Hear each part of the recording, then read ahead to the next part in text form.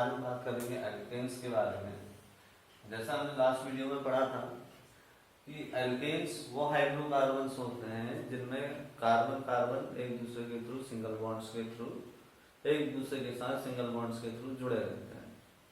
इनका जनरल फॉर्मूले के बारे में हमने बात करी थी, CnH2n+2, ये इनका जनरल फॉर्मूला था। अब थोड़ा सा हम इसमें डिटेल में बात करते हैं। तो सबसे पहली बात आती है इसके फर्स्ट मेंबर के बारे में, जो हमने लास्ट टाइम देखा था। हमने जब इसमें n=1 रखा तो इसमें जो हमारे पास पहला मेंबर था वो था CH4। ये हमारे पास क्या था, CH4 था। अब अगर हम CH4 को देखें तो इसकी जो ज्योमेट्री है, इसमें कार्बन है, कार्बन के साथ 4 हाइड्रोजन एटम जुड़े हुए हैं। जैसा कि हमने पहले के चैप्टर्स में पढ़ा है कि इस कार्बन के साथ 4 बॉन्ड हैं, तो इसका मतलब ये जो कार्बन होगा वो कैसा होगा, sp3 हाइब्रिडाइज्ड होगा। sp3 हाइब्रिडाइज्ड होगा वस्पर थ्योरी के according, valence electron pair repulsion theory के अकॉर्डिंग इसमें जो हाइब्रिडाइजेशन पाया जाता है, ये जो कार्बन होगा ये sp3 हाइब्रिडाइज्ड कार्बन होता है। और हर एक बॉन्ड के बीच में जो बॉन्ड एंगल होता है वो 109 डिग्री 28 मिनट्स का होता है। ये जो बॉन्ड एंगल कहलाएगा ये कितने कहलाता है हमारे पास, 109 डिग्री 28 मिनट्स का कहलाता है। एल्केन्स में एक बात और याद रखें, जो हम इसके स्ट्रक्चर के बारे में बात करते हैं तो इसकी जो ज्योमेट्री होगी वो टेट्राहेड्रल होगी, टेट्राहेड्रल होगी। जैसे अगर हम इसका एक और एग्जांपल देखना चाहें, हमने जैसे इसमें n=2 सब्स्टिट्यूट किया। जब हम इसमें n=2 सब्स्टिट्यूट करते हैं इस सूत्र के अंदर, तो हमारे पास जो वैल्यू आती है वो क्या आएगी, यहां से हमारे पास वैल्यू वो आएगी C2H 2 to the 4 + 2 6 C2H6। अब अगर हम C2H6 को देखें तो अगर जनरली देखें तो ये हमारे पास क्या हो गया, यहाँ पर CH3 सिंगल बॉन्ड CH3 निकलता है।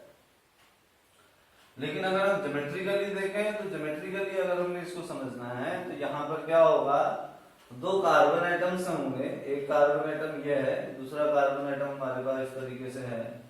ये दोनों एक दूसरे के थ्रू जुड़े होंगे एक सिंगल बॉन्ड्स पे, और दोनों कार्बन एटम क्योंकि sp3 हाइब्रिडाइज्ड होंगे, इनमें जो बॉन्ड एंगल बनेगा वो हर कंडीशन पर कैसा होगा, 109 डिग्री 28 मिनट्स का होगा।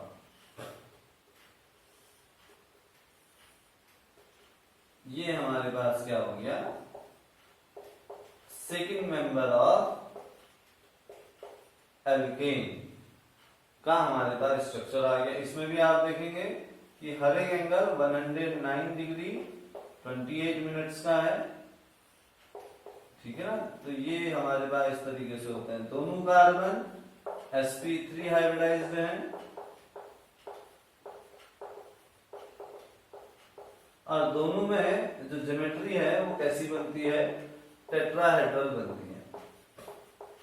तो इससे हमको ये पता चलता है यहाँ पर जो एल्केन्स हैं, ये मेन पॉइंट ये याद रखेंगे आप लोग, जो एल्केन्स हैं उसमें जो कार्बन होते हैं, कार्बन में जो हाइब्रिडाइजेशन होगा, हाइब्रिडाइजेशन वो sp3 होगा। इसमें बॉन्ड एंगल के बारे में बात करें तो बॉन्ड एंगल यहां पर कौन सा होगा, 109 डिग्री 28 मिनट्स होगा, हर 2 CH के बीच का bond angle. Second thing, next thing अगर बात करते हैं, जो ज्योमेट्री होगी around the carbon atom that will be tetrahedral. ये जो ज्योमेट्री होगी ये कैसी होगी, यहाँ पर टेट्राहेड्रल होती है। तो ये हमारे पास क्या थे, स्ट्रक्चर के बारे में बात थी, किसके, कार्बन कंपाउंड्स के। कौन से केस में, एल्केन्स के केस में। तो उसमें हमने एक चीज देखी कि एल्केन्स में जो कार्बन होते हैं वो sp3 हाइब्रिडाइज्ड होते हैं, कार्बन के थ्रू बनने वाले जो बॉन्ड एंगल होते हैं वो 109 डिग्री 28 मिनट के होते हैं, और इनकी जो ज्योमेट्री होती है वो कैसी होती है, यहाँ पर टेट्राहेड्रल ज्योमेट्री होती है। ठीक, आइसोमेरिज्म के बारे में अगर बात करें तो हम लोगों ने आइसोमेरिज्म के लिए पढ़ा है कि दो या दो से ज्यादा कंपाउंड्स जिनके मॉलिक्यूलर फॉर्मूलाज तो सेम होते हैं लेकिन उनके स्ट्रक्चर या प्लेन पोलराइज्ड लाइट के साथ उनका जो बिहेवियर होता है वो अलग अलग होता है। तो इस तरीके के जो कंपाउंड्स होते हैं उनको हम आइसोमर्स कहते हैं, और जो फिनोमिना होता है वो क्या कहलाता है, हमारे पास आइसोमेरिज्म कहलाता है। अब अगर हम आइसोमेरिज्म इन एल्केन्स पर बात करें तो सबसे पहले हम देखते हैं कि जो हमारे पास n=1 हमने रखा किस पर, CnH2n+2 पर। सबसे पहले हमने n=1 रखा CnH2n+2 पर, तो हम लोगों ने ये देखा कि हमारा फर्स्ट मेंबर बनकर के आया CH4। अब CH4 एक कार्बन है, एक कार्बन को हम कितने तरीके से दिखा सकते हैं, हम सिर्फ एक तरीके से दिखा सकते हैं। तो CH4 में कोई आइसोमर नहीं होगा, CH4 का कोई भी आइसोमर यहाँ पर नहीं होगा। अब हम अगर इस पे क्या करते हैं, n=2 रखें, n=2 रखने पर हमारे पास जो नेक्स्ट मिलता है C2H6 मिलता है। तो C2H6 वाला जो मेंबर है इसमें भी कोई भी आइसोमर नहीं होता है। इसी तरीके से n=3 रखते हैं तो हमारे पास आता है C3H8। C3H8 के बारे में बात करें तो इन तीनों में कोई भी किसी भी तरह की आइसोमरिज्म नहीं पाई जाती, तो इनके कोई भी नो स्ट्रक्चरल आइसोमर्स, इनके कोई भी स्ट्रक्चरल आइसोमर्स नहीं होते। ठीक हो गया, इनके हमारे पास क्या होगा, कोई भी स्ट्रक्चरल आइसोमर्स नहीं पाए जाते हैं। लेकिन जैसे ही हम n=4 इस पर रखते हैं तो n=4 रखने पर हम ये देखते हैं हमारे पास जो मॉलिक्यूलर फॉर्मूला बनकर के आता है वो आता है C4H10। इसका मतलब हमें 4 कार्बन्स को अरेंज करना है, तो 4 कार्बन्स को हम क्या कर सकते हैं, एक तो स्ट्रेट चेन के थ्रू क्या कर सकते हैं, हम रिप्रेजेंट कर सकते हैं ऐसे, ठीक है। और एक तरीका यह है कि हम 4 कार्बन्स को ब्रांच में भी क्या कर सकते हैं, अरेंज कर सकते हैं इस तरीके से ऐसे। अब जब हम इस तरीके से अरेंज करते हैं तो अब इनमें हाइड्रोजन देनी है। इस कार्बन में कितने बॉन्ड है, एक बॉन्ड है, तो 3 बॉन्ड्स की कमी है, तो ये यहाँ पर क्या करेंगे, 3 हाइड्रोजन अपने साथ जोड़ेंगे। यहाँ पे 2 बॉन्ड ऑलरेडी प्रेजेंट हैं तो यहाँ पे 2 हाइड्रोजन की कमी है, तो हमने 2 हाइड्रोजन एटम्स यहाँ पे लिख दिए। सिमिलरली इधर हमने क्या करे, 2 हाइड्रोजन एटम्स लिखे, और इस जगह पर हमने क्या कर दिए, 3 हाइड्रोजन एटम्स लिख दिए। सेम थिंग CH3, यहां पर भी CH3, यहां पर भी CH3, और यहां पर क्या आ जाएगा CH। अगर हम इन दोनों को ध्यान से देखें, अगर हम इन दोनों स्ट्रक्चर्स को ध्यान से देखते हैं तो हम लोग ये पाते हैं कि दोनों के जो मॉलिक्यूलर फॉर्मूला है वो क्या है, C4H10। देखो 1 2 3 4 4 कार्बन है, एंड 3 + 2 5 5 + 2 7 7 + 3 10 हाइड्रोजन है। सेम थिंग C4H10 ये हो गया। सेम थिंग इधर देखें तो यहाँ पर भी हमारे पास क्या 4 कार्बन है, 1 2 3 4, और हाइड्रोजन्स को अगर हम काउंट करते हैं तो यहाँ कितने, 3 + 1 4 4 + 3 7 7 + 3 10। तो ये दोनों कंपाउंड्स एक दूसरे के क्या है, आइसोमर्स हैं। ये दोनों हमारे पास जो कंपाउंड्स हैं ये दोनों एक दूसरे के आइसोमर्स हैं। और कैसे आइसोमर्स हैं, क्योंकि इन दोनों में चेन में अंतर आ गया है, एक स्ट्रेट चेन है तो एक ब्रांच्ड है। अगर हम इसको देखें तो हमारे पास जो ये कंपाउंड है, फर्स्ट कंपाउंड, ये स्ट्रेट चेन कंपाउंड है, और जो सेकंड कंपाउंड है, अगर हम इस कंपाउंड के बारे में बात करें तो ये कैसा कंपाउंड है, हमारे पास ब्रांच्ड कंपाउंड है।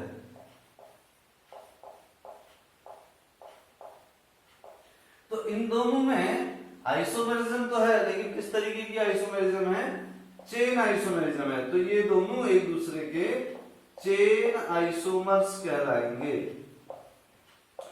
ये दोनों एक दूसरे के क्या कहलाते हैं, चेन आइसोमर्स के नाम से जाने जाते हैं। क्लियर हो गया होगा। अब हम बात करते हैं नेक्स्ट थिंग के बारे में। इसी का एक और एग्जांपल ले लेते हैं। जैसे हमारे पास क्या होता है, CnH2n+2 इसका फॉर्मूला है, और इसमें हम जब n=5 लेते हैं देन हमारे पास क्या आएगा, C5H12। हमारे पास क्या बन करके आएगा, C5H12 बन करके आएगा। इस C5H12 को हम कितने तरीके से रिप्रेजेंट कर सकते हैं, जैसे 1 2 3 4 5। एक तरीका तो यह है कि हमने पांचों कार्बन को क्या कर दिया, स्ट्रेट चेन पे लिख दिया। एक तरीका यह है कि 1 2 3 4 और पांचवें कार्बन को ब्रांच की फॉर्म में लिख दिया। इसी तरीके से एक तरह से और हम इसको लिख सकते हैं, जिसमें हमारे पास क्या हुआ, 1 2 3। अभी तक हमने सिर्फ एक ब्रांच बनाई, अब हम 2 ब्रांच बना सकते हैं इस तरीके से, ऐसे, क्योंकि कार्बन की वैलेंसी कितनी होती है, 4। तो यहाँ पे हमारे पास क्या है, 1 2 3 4, 4 बॉन्ड बने। अगर हम यहाँ पे हाइड्रोजन दे तो ये आ गया CH3, इधर हम हाइड्रोजन दे तो ये आ गया CH2। सिमिलरली ये भी हमारे पास CH2, ये भी CH2, ये हमारे पास आ गया CH3। सेम थिंग इधर अगर हम इनको अरेंज करें तो ये इस तरीके से होगा, यहाँ पर CH3, इधर CH2, इधर CH2, ये CH3, यहाँ पर भी क्या आ जाएगा, CH3 आ जाएगा। सेम थिंग अगर हम यहाँ देखें तो इस केस में हमारे पास क्या होगा, ये जो कार्बन है 3 हाइड्रोजन इधर, 3 हाइड्रोजन इधर, ये भी 3 हाइड्रोजन इधर, ये भी हमारे पास क्या आ गया, इस तरीके से 3 हाइड्रोजन के फॉर्म में क्या हो गया, डिवाइड हो गया। तो हमने देखा कि C5H12 के कितने आइसोमर्स बन चुके हैं, 3। ये एक स्ट्रेट चेन था, ये सिंगल ब्रांच था, ये हमारे पास क्या आ गया, डबल ब्रांच बन करके आ गया। तो इस तरीके से हमारे पास यहाँ पर C5H12 के कितने आइसोमर्स पॉसिबल हुए, 3 आइसोमर्स पॉसिबल हो चुके हैं। अब ये आइसोमर्स बन तो गए, अब इनको हम कैसे बताएं कि ये अलग अलग हैं। अगर हम इनका नाम लिखना चाहें तो होंगे तो ये तीनों पेंटेन ही, कॉमन नोमेनक्लेचर के अकॉर्डिंग अगर हम चलते हैं। सो यहाँ पर इनमें डिस्टिंग्विश करने का अपना एक तरीका होता है, इस चीज को आपने समझना है, ठीक है। तो हमारे पास एक टेक्निक आती है नोमेनक्लेचर की, जिसको हम जनरल नोमेनक्लेचर कहते हैं। अब हम बात करते हैं किसके बारे में, सीधे सीधे हम एक नए टॉपिक पे चलते हैं जिसका नाम क्या है, नोमेनक्लेचर ऑफ एल्केन्स। अब नोमेनक्लेचर हमारे पास जो होते हैं एल्केन्स के, वो 2 तरीके के होते हैं। एक होता है कॉमन नेम, जिसको हम ट्रिवियल नोमेनक्लेचर कहते हैं,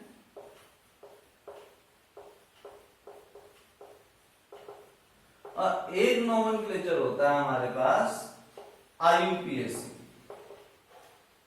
nomenclature. Trivial nomenclature based on क्या होता है, common name of the compound. ये कॉमन नेम्स को क्या करता है, रिप्रेजेंट करता है। ट्रिवियल IUPAC नोमेनक्लेचर के बारे में बात करें, इसके कुछ रूल्स होते हैं, ये नॉर्म्स पर बेस्ड होता है, ये रूल्स के अकॉर्डिंग काम करते हैं। ट्रिवियल नोमेनक्लेचर के इतने कोई खास रूल नहीं होते हैं, बस इनको समझना है। तो ट्रिवियल नोमेनक्लेचर जब हम आइसोमर्स के लिए लिखते हैं तो मोस्टली हम क्या करते हैं, कुछ वर्ड्स का यूज करते हैं, जैसे आइसो, नियो, सेक एंड टर्ड। हम क्या करते हैं, इनको कुछ अलग नाम से जानते हैं, जैसे आइसो है, नियो है, सेक है, टर्ट है। ये हमारे पास क्या होते हैं, 4 तरीके से हम क्या करते हैं, कंपाउंड्स को, आइसोमर्स जिसको हम मोस्टली कहते हैं, उनके लिए हम क्या करते हैं, इन सफिक्स का, इन प्रीफिक्स का यूज करते हैं, आइसो, नियो, सेक और टर्ट। अब पहले तो ये सेक और टर्ट है क्या, और आइसो और नियो किस तरीके से लिखा जाता है, तो इसको समझते हैं। देखिए, जब कोई कंपाउंड, और एक और नाम होता है जिसमें हम क्या करते हैं, एन, इस तरीके से एन एल्केन्स कह देते हैं नॉर्मली।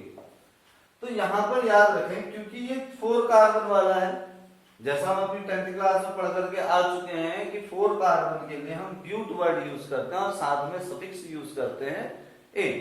तो इसका जनरल नाम ब्यूटेन होगा, लेकिन ये भी 4 कार्बन वाला है तो इसका नाम भी क्या होगा, ब्यूटेन होगा। तो ट्रिवियल नोमेनक्लेचर में दोनों के नाम क्या होते हैं, ब्यूटेन होते हैं। ट्रिवियल नोमेनक्लेचर पे अगर हम बात करें तो दोनों के नाम कैसे होते हैं, ब्यूटेन होते हैं। लेकिन एक हमारे पास क्या होगा, जो स्ट्रेट चेन वाला होता है, इस बात को याद रखें, जो स्ट्रेट चेन के एल्केन्स होते हैं उनका नाम लिखते वक्त हम आगे से एक प्रीफिक्स यूज करते हैं जिसको हम एन कहते हैं, और एन ब्यूटेन इसका नाम होगा। एन का मतलब हो गया नॉर्मल ब्यूटेन, नॉर्मल मतलब स्ट्रेट चेन वाले ब्यूटेन। और इसी तरीके से हम क्या करते हैं, जब वन ब्रांच होती है, अगर हमारे पास क्या है, कार्बन से सिर्फ सिंगल ब्रांच निकली हुई है और उसकी पोजीशन, इस ब्रांच की पोजीशन सेकंड है, 1 2 3, इस ब्रांच की, इस बात को भी ध्यान रखो कि ब्रांच की पोजीशन सेकंड होनी चाहिए। अगर ब्रांच की पोजीशन सेकंड नहीं है तो फिर नोमेनक्लेचर में थोड़ा सा कॉम्प्लिकेशन आ जाता है। अगर ब्रांच की पोजीशन सेकंड है तो हम इसके लिए प्रीफिक्स यूज करते हैं आइसो, और रिमेनिंग पार्ट वही जितने कार्बन है उसके बेसिस पर उतने कार्बन की एल्केन। तो हमने यहाँ पे जैसे क्या लिखा, आइसो लिखा, तो हम क्या लिख देंगे, आगे 4 कार्बन है तो हम क्या कहेंगे, इसको आइसो ब्यूटेन कह देंगे। तो हमारे पास जो इसका नाम आएगा वो क्या बन करके आएगा, आइसो ब्यूटेन बन करके आता है। सेम थिंग अब अगर हम इधर देखें, एक बार और देख लेते हैं, ये स्ट्रेट चेन है, स्ट्रेट चेन है, कितने कार्बन की है, 1 2 3 4 5 कार्बन की स्ट्रेट चेन है। तो इसका जो हमारे पास नाम बन करके आ रहा है, क्योंकि पेंटेन है, 5 कार्बन है, तो जैसा हमने 10th क्लास में पढ़ा है कि 5 कार्बन के लिए हम पेंटेन वर्ड यूज करते हैं, लेकिन ये भी पेंटेन, ये भी पेंटेन। ट्रिवियल नोमेनक्लेचर में हम आईयूपीएससी के रूल्स को फॉलो नहीं करते, तो इसका नाम भी पेंटेन है, इसका नाम भी पेंटेन है, इसका नाम भी क्या हमारे पास पेंटेन है। बस फर्क इतना है, ये स्ट्रेट चेन वाला है तो हम इसको क्या कहेंगे, एन पेंटेन कहेंगे। इसमें एक और से ब्रांच निकली है कार्बन की, और वो भी सेकंड कार्बन से है, तो 1 2 3 4, तो सेकंड कार्बन से ब्रांच निकलना जरूरी है, और जैसे ही सेकंड कार्बन से ब्रांच निकलेगी हम इसको क्या कर देंगे, आइसो बोल देंगे। तो इसका नाम क्या हो जाएगा हमारे पास, आइसो पेंटेन बन करके आ जाएगा। ये क्या हो जाएगा हमारे पास, आइसो पेंटेन बन करके आ जाएगा। इसी तरीके से अगर हम इसके बारे में बात करते हैं, जिसमें सेकंड कार्बन से 2 ब्रांचेस क्या होती हैं, बनती हैं, उनको हम क्या कहते थे, जैसे इसमें देखो ये सेकंड कार्बन है। एक बात और याद रखें, हम यहां से भी तो इसको काउंटिंग कर सकते थे, लेकिन हमने अपनी 10th क्लास में पढ़ा है कि काउंटिंग वहां से करी जाती है जहां से क्या होता है, ब्रांच नजदीक पड़ती है। तो यहाँ पे से अगर हम काउंट करते हैं तो सेकंड पोजीशन पे ब्रांच आ रही है, यहाँ से काउंट करते तो 1 2 3 थर्ड पोजीशन पे आती, तो ये हमारे पास फिर आइसो नहीं कहलाता, और वैसे भी वो काउंटिंग गलत है तो इसलिए हम इधर से काउंट नहीं करेंगे। सेम थिंग अगर हम इधर देखें, जब 2 ब्रांचेस सेकंड नंबर के कार्बन से, इस बात को गौर में रखना है कि सेकंड नंबर के कार्बन से ही ब्रांच निकलनी चाहिए। अगर थर्ड पोजीशन से होगी फिर इसका कोई ट्रिवियल नेम नहीं है, फिर तो हम आईयूपीएससी के रूल्स के अकॉर्डिंग ही क्या करेंगे, काम करते हैं। तो यहाँ पर अगर हम देखें तो 1 2 3, तो सेकंड कार्बन से 2 ब्रांचेस निकल रही हैं। जब सेकंड कार्बन से 2 ब्रांचेस इसमें से क्या होती हैं, बाहर आती हैं, तो उस कंडीशन पर हम एक वर्ड यूज करते हैं जिसका नाम क्या होता है, न्यू। जिसके लिए हम क्या वर्ड यूज करते हैं, न्यू। और 4 टोटल कार्बन कितने हैं इसमें, 5 हैं, तो हम इसको क्या कह देंगे, नियो पेंटेन। तो इसका जो नाम आएगा वो क्या हो जाएगा, नियो पेंटेन। तो इसमें याद रखना कि जो आइसो वर्ड होता है, आप इसको कहीं पर लिख भी दीजिए, जो एन पेंटेन है, एन एल्केन है, ये जो वर्ड यूज होगा ये स्ट्रेट चेन के लिए यूज होगा। ये वर्ड जो हमारे पास यूज होगा ये किसके लिए यूज होगा, स्ट्रेट चेन वालों के लिए हम क्या कहेंगे, एन पेंटेन बोलेंगे।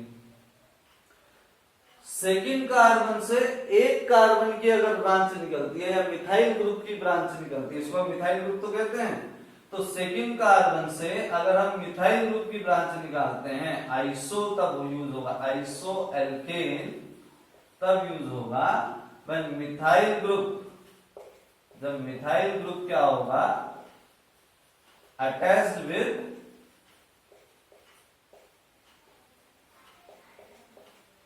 Second carbon.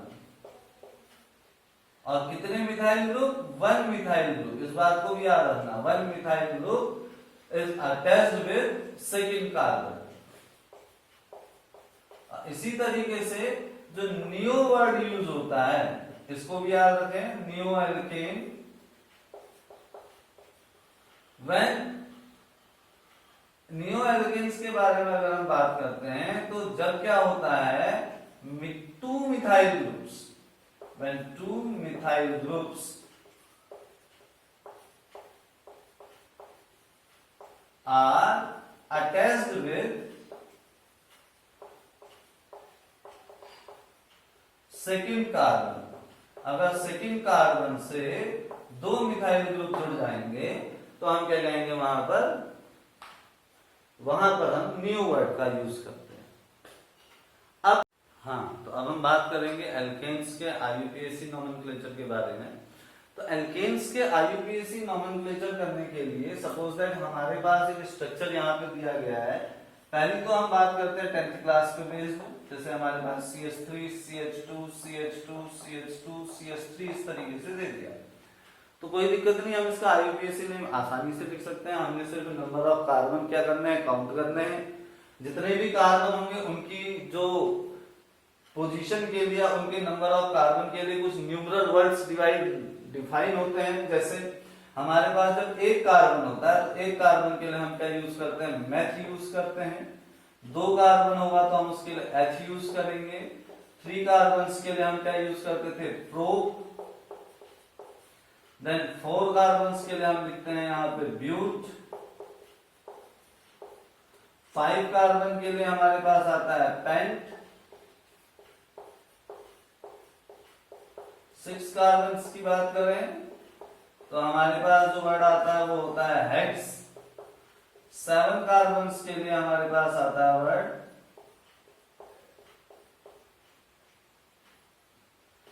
हेप।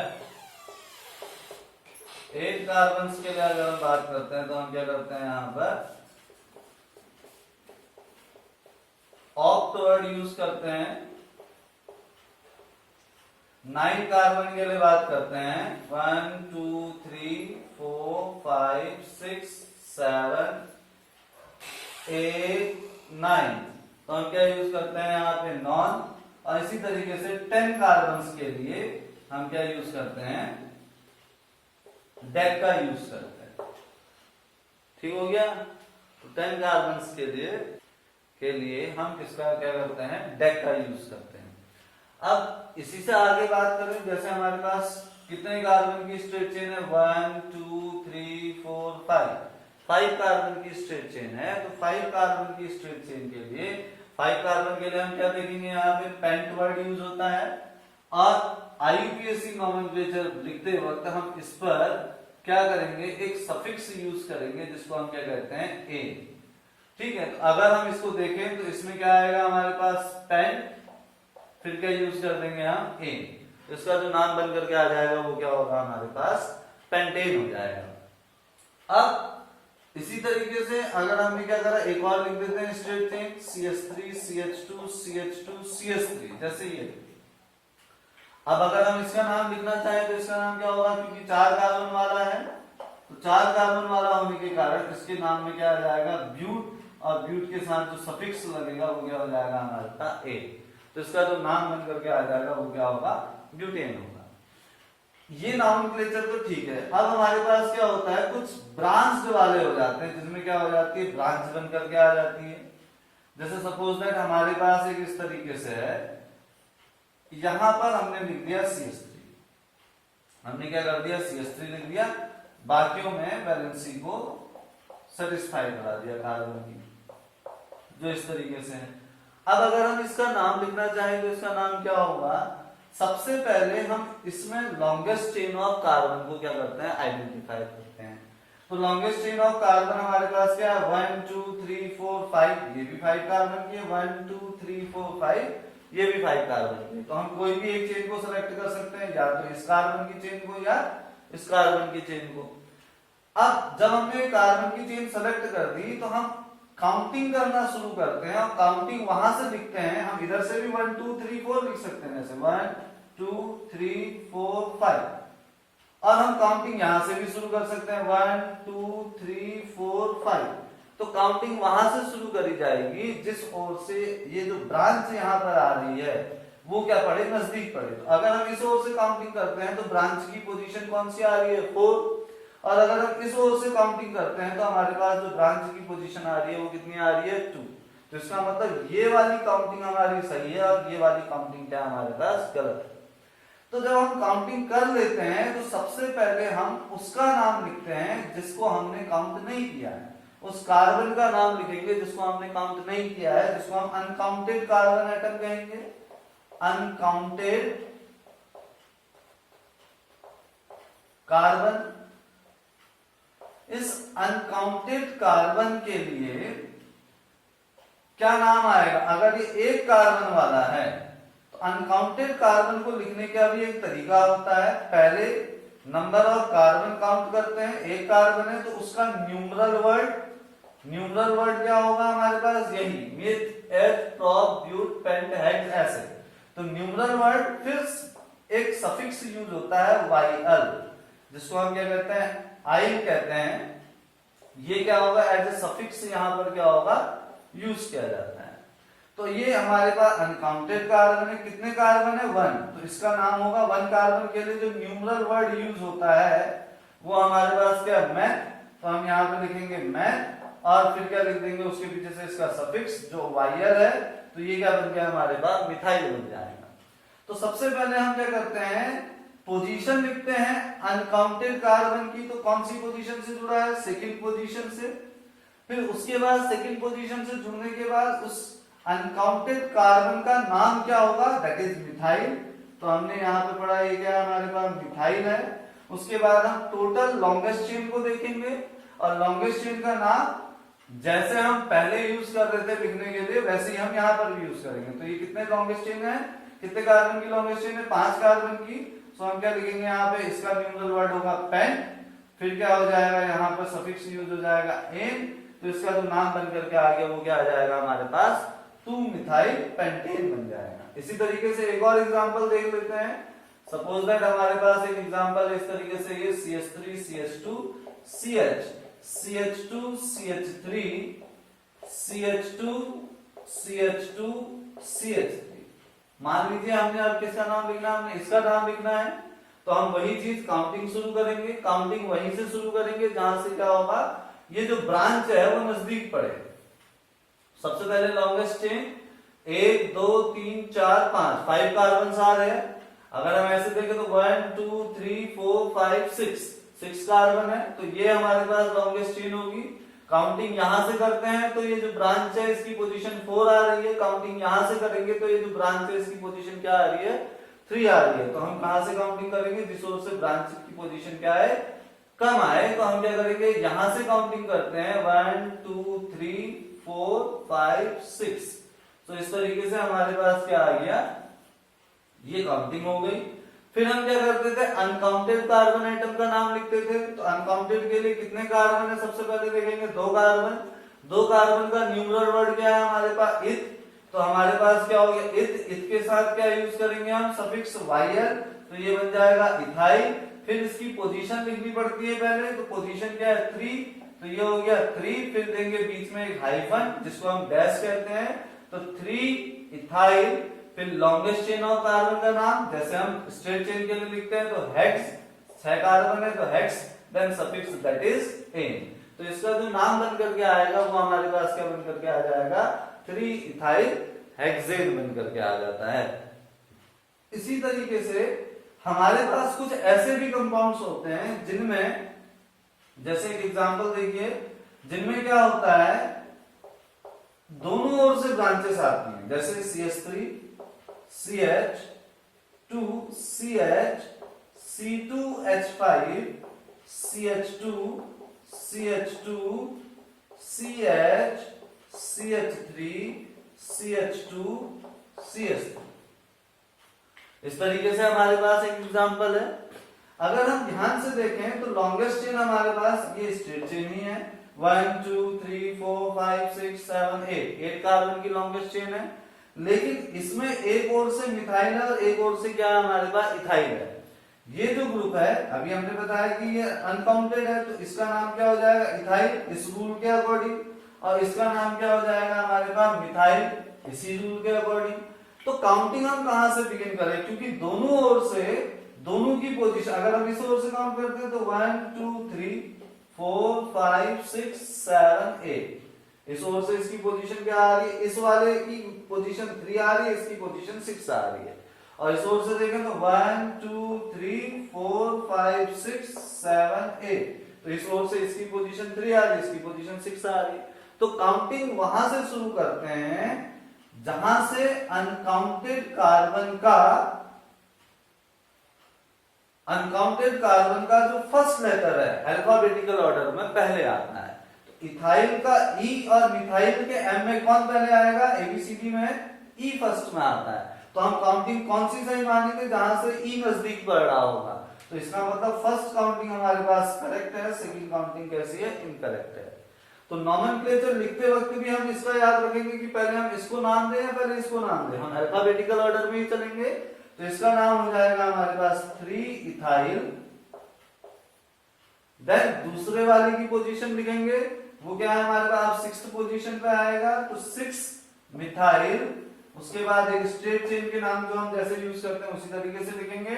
तो 8 कार्बन से है, तो हमारे पास क्या हो जाएगा यहाँ पर ऑक्टेन। तो इसका जो नाम बन करके आ गया है वो है हमारे पास 3 इथाइल 6 मिथाइल ऑक्टेन।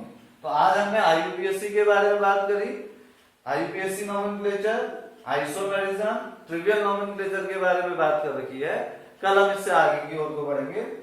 आज के लिए बस इतना ही। Thank you, have a nice day.